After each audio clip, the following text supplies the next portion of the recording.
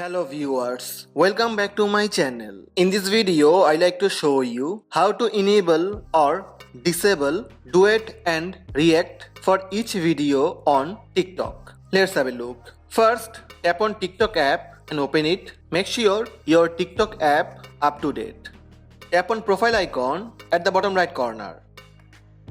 Now, from your profile, tap on any video that you want to disable or enable duet and react. Just tap and open any video from your profile. Now tap on three dot from the bottom right side.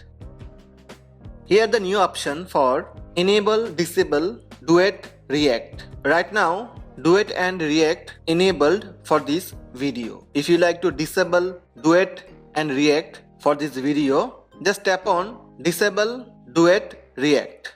Duet and react disabled for this video. So in this way you can disable duet and react for each video on TikTok. If you like to enable duet react for the video, go to the video and tap on enable duet react.